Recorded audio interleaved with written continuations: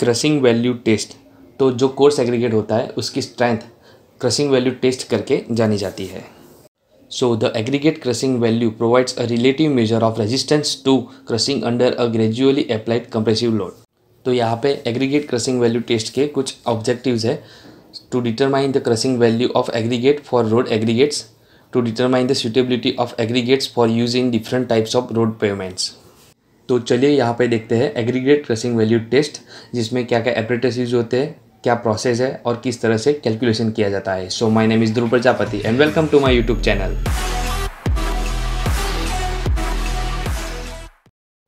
तो चलिए पहले देख लेते हैं एपरेटस जो इस टेस्ट में यूज़ किए गए हैं। तो पहले मैं आपको ये बता दूं कि इस टेस्ट में जो भी एपरेटस यूज़ किए गए हैं और जो भी प्रोसेस दिखाई गई है वो as per the IS code 2386 1963 part 4 के हिसाब से दी गई है। तो इसमें सबसे पहले है टेस्ट मोल्ड, जो ओपन एंडेड स्टील सिलेंडर है जिसका इनर डायमीटर है 15.2 सेंटीमीटर, जिसके साथ में है स्क्वायर बेस प्लेट जिसके ऊपर इसको रखा जाता है। दूसरा है प्लंजर जिसके नीचे पिस्टन लगा हुआ है, उसका डायमीटर है 15 सेंटीमीटर। अब इसके बाद है circular straight metal tamping rod जिसकी लेंथ 45 से 60 सेंटीमीटर होती है और उसका डायमीटर 16 mm होता है। फिर है मेजर सिलेंडर जिसका इंटरनल डायमीटर 11.5 सेंटीमीटर और जिसकी हाइट 18 सेंटीमीटर होती है। बैलेंस स्केल जिसकी कैपेसिटी 5 kg तक और उसकी एक्यूरेसी 1 ग्राम तक होनी चाहिए। IS size of 12.5 mm 10 mm और 2.36 mm और कंप्रेसिव टेस्टिंग मशीन।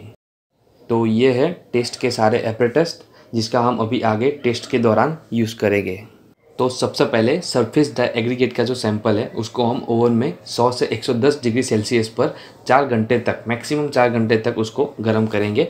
फिर उसके बाद सैंपल को रूम टेम्परेचर पे ठंडा होने के लिए रखेंगे।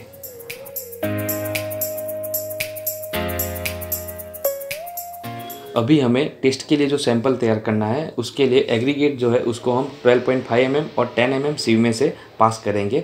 फिर 10 mm सीव के ऊपर जो भी एग्रीगेट रिटेन करेगी वो होगा हमारे लिए टेस्ट सैंपल।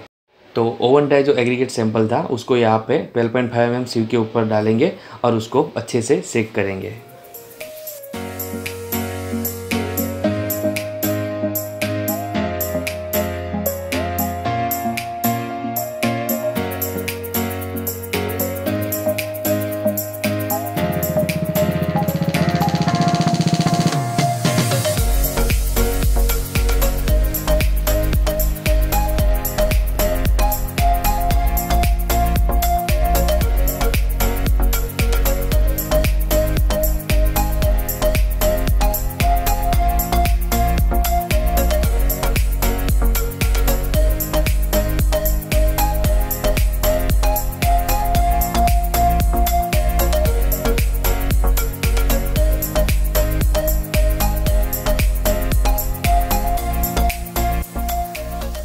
तो अब अच्छे से सेक हो जाने के बाद 10 mm सीव के ऊपर जो भी एग्रीगेट रिटेन करती है उसको निकाल लेंगे और अलग कर लेंगे।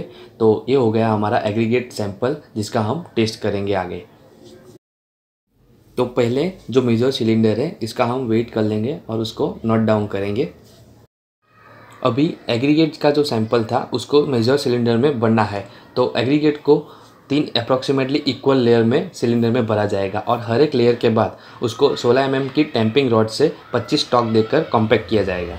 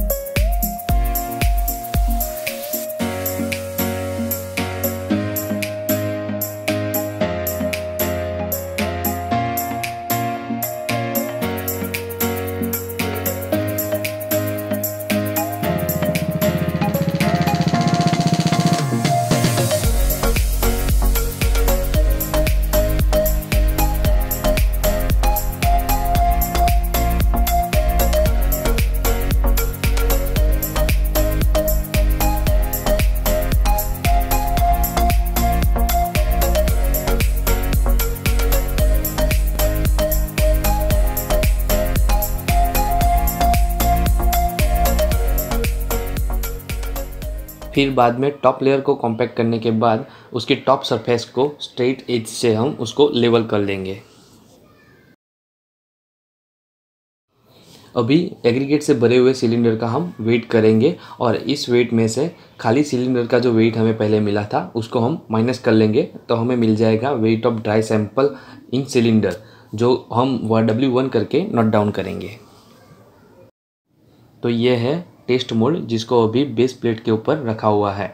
अभी जो एग्रीगेट सैंपल था उस एग्रीगेट सैंपल को इस मोल्ड में भरना है। तो इस मोल्ड में भी हम एग्रीगेट सैंपल को 3 इक्वल लेयर में भरेंगे और हर एक लेयर भरने के बाद 16 mm की रॉड से 25 स्टॉक देकर उसको कॉम्पैक्ट करेंगे।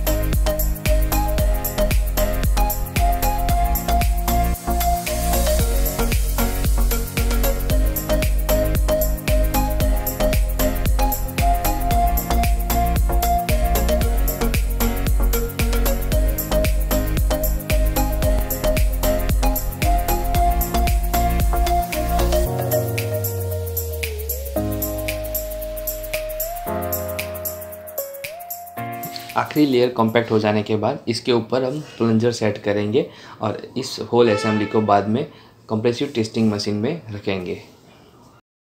यहाँ पर कंप्रेसिव टेस्टिंग मशीन से इस असेंबली के ऊपर कंटिन्यू 10 मिनट तक यूनिफॉर्म रेट से 40 किलोन्यूटन यानी कि 4 टन लोड अप्लाइड किया जाएगा, जिससे जो टोटल लोड अप्लाइड किया जाता है वो होता है 400 किलोन्यूटन।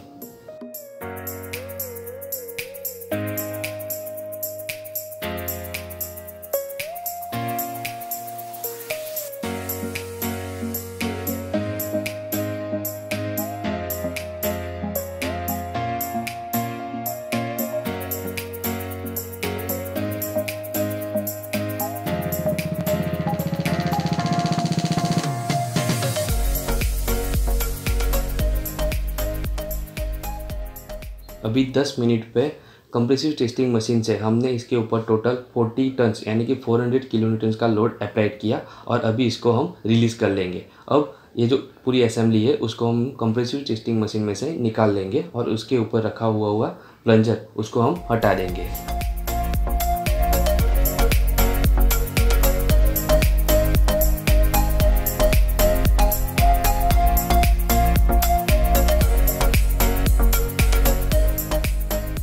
तो अभी जो भी मटेरियल इस असेंबली में है उसको हमें निकालना है। तो पहले बेस प्लेट के ऊपर जो भी पार्टिकल्स है उसको हम प्लेट में निकाल लेंगे और फिर मोल्ड के अंदर जो भी एग्रीगेट है उसको हम धीरे धीरे हैमर का यूज़ करके निकाल लेंगे।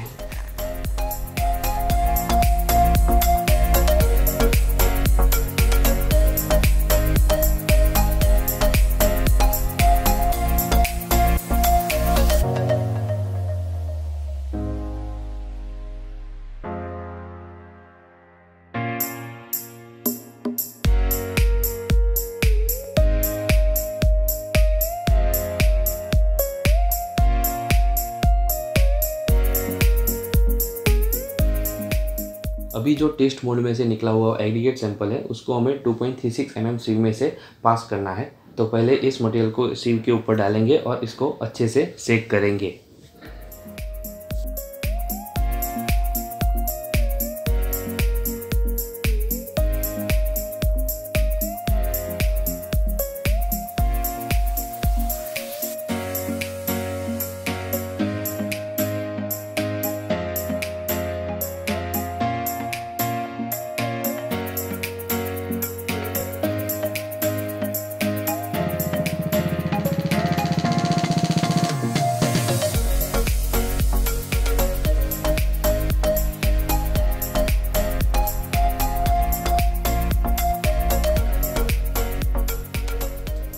अब अच्छे से सेक हो जाने के बाद जो भी मटेरियल पैन के अंदर रिटेन होता है यानी कि वो मटेरियल 2.36 mm सीव में से पास हो चुका है। उस मटेरियल का हमें वेट करना है, तो पहले इसका वेट करेंगे और ये वेट नोट डाउन कर लेंगे हम W2 करके।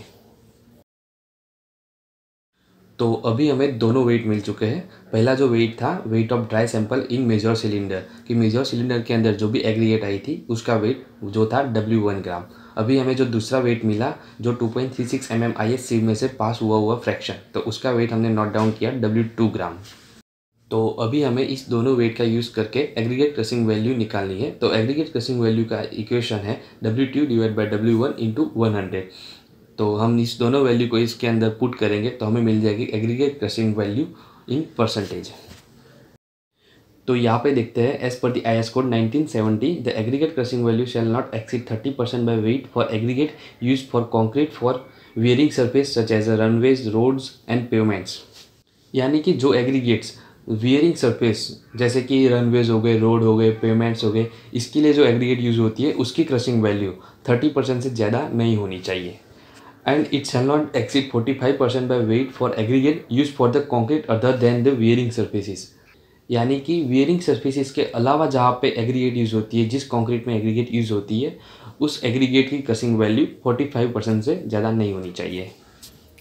तो दोस्तों ये था crushing value test for the aggregate. अगर आपको ये वीडियो पसंद आया हो तो इसको लाइक और शेयर ज़रूर कीजिए, और अभी तक आपने मेरे चैनल को सब्सक्राइब नहीं किया है तो पहले इसको सब्सक्राइब कीजिए, जिससे आपको लेटेस्ट वीडियो की अपडेट मिलती रहेगी। So guys, keep smiling, keep learning and thank you for watching knock knock civil.